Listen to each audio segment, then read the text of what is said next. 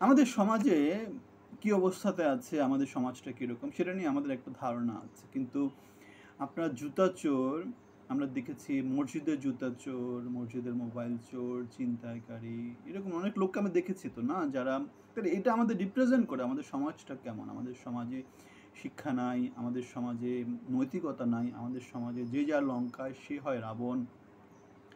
আমাদের সমাজে আমরা দেখতে পেয়েছি হাসনাত, সার্জিস বা বৈষম্য বিরোধীদের যারা যারা মোটামুটি বেশ নেতৃস্থানীয় তাদেরকে দেখতে পেয়েছি গাড়ির শো ডাউন করতে, বিমান বা হেলিকপ্টার ছাড়া চলাফেরা না করতে। সুতরাং 2 দিন আগে যারা কি থাকতো, হয়তো হোস্টেলে থাকতো, মেসে থাকতো, 70 টাকা 80 টাকা দিয়ে জীবন পার করতে যাদের হিমশিম খেতে হতো, তারা এখন কোটি টাকা, তারা এখন এমপি ইলেকশন, তারা এখন দলের প্রধান, তারা এখন বাংলাদেশকে নিয়ে নানা রকমের ইস্যু তৈরি করে না। তাহলে জুতা চুরির কাহিনীর সাথে আমরা দেখতে পেয়েছি জুতা চোর আবার ক্ষমতায়িত হয় না।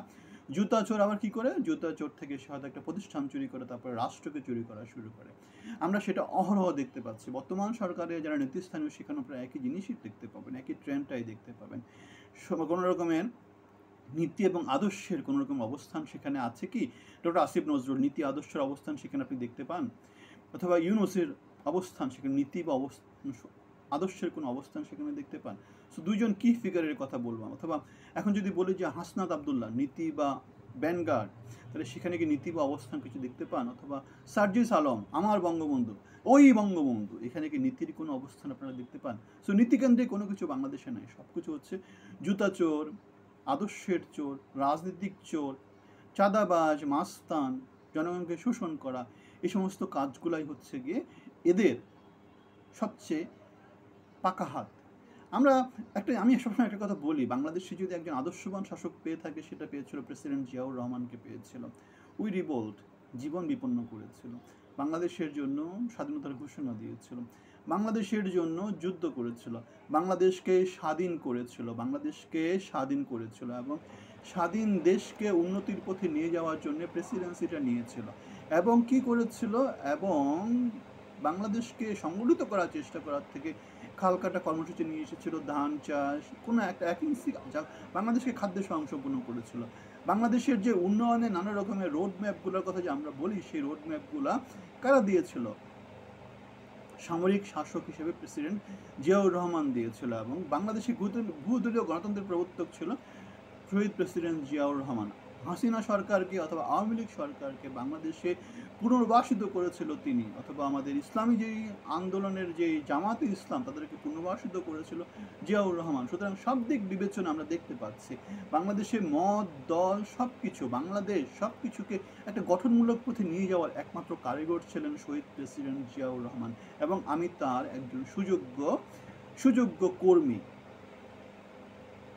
সুতরাং তাহলে জুতা চোরের কাহিনী, জুতা চোরদেরকে দিয়ে বাংলাদেশে কি পরিবর্তন হবে সেটা আমরা জানি না, কিন্তু জিয়াউর রহমান এবং জিয়াউর রহমানের যে দল, বাংলাদেশ জাতীয়তাবাদী দল যদি যোগ্য নেতৃত্বের হাতে পড়ে এবং তার উত্তরসূরিরা যদি যোগ্যভাবে দেশকে চালায়, বাংলাদেশ পরিবর্তনের পথে হাঁটবে, সেটা আমরা বলতে পারি, সেটা আমাদের বিশ্বাসটা আমাদের আছে। নয়তো আমরা অন্য কিছুকে দেখি না, অন্য কাউকে দেখি না, বাংলাদেশের সমাজে অন্য কাউকে আমরা দেখি না। সো 16 বছর হাসিনা শাসন করেছে, খারাপ শাসন করেছে সেটা বলা যাবে না। সে এখানে যেটা করেছে সেটা হচ্ছে সে স্বৈরাচার বা ফ্যাসিজম তৈরি করেছিল, কিন্তু বাংলাদেশকে উন্নয়নের পথে নিয়ে গিয়েছিল। এখন নোবেল জয়ী ডক্টর মোহাম্মদ ইউনূস, সে কি ভালো শাসক না খারাপ শাসক সেটা আমরা যাবই না আলোচনাতে। সে হচ্ছে একজন দারোয়ান টাইপের, অন্তর্বর্তী সরকার, সে কেয়ারটেকার, সে শাসক হওয়ার কোনো ক্ষমতা রাখে না। সুতরাং তাকে আমরা 3 মাস, 6 মাস, 8 মাস, 10 মাস সময় দিয়েছি, সে এখনও তাইরে নাইরে করছে। সুতরাং সে ক্ষমতা থাকার যোগ্য না, সে ক্ষমতা পাওয়ারও যোগ্য না, তাকে আমরা ক্ষমতায় চাই না। সে যদি ক্ষমতা দীর্ঘায়িত করতে চায়, তার যদি ওই লোভ লালসাটা থাকে, 85 বছর বয়সে যদি সে গ্রামীণের জন্য লুটেপুটে বাংলাদেশকে খাওয়ার চিন্তা করে এবং আরও যদি খেতে চায়, তাহলে তার যেটা করা উচিত, রাজনৈতিক দল তৈরি করে, রাজনৈতিক দলের হয়ে নির্বাচন করে প্রেসিডেন্ট বা প্রধানমন্ত্রী হয়ে সে সেই কাজটা করুক, জনগণের ভোট নিয়ে সে কাজটা করুক। অবৈধ অনৈতিকভাবে থেকে বাংলাদেশের মানুষকে, বাংলাদেশের জনগোষ্ঠীকে, বাংলাদেশকে প্রতারিত করার অধিকার কারো নাই। আপনি যদি এই ব্যাপারে ভিন্নমত পোষণ করতে আমাদেরকে জানাবেন, বলবেন যে কেন আপনি ভিন্নমত এবং আপনি সে ব্যাপারে আপনার কাউন্টার লজিকটা কি। সো জনগণের মতামতের ভিত্তিতে সরকার প্রতিষ্ঠিত হোক, সেটাই আমাদের চাওয়া। আপনার মতামত জানাবেন, ভালো থাকবেন, ধন্যবাদ।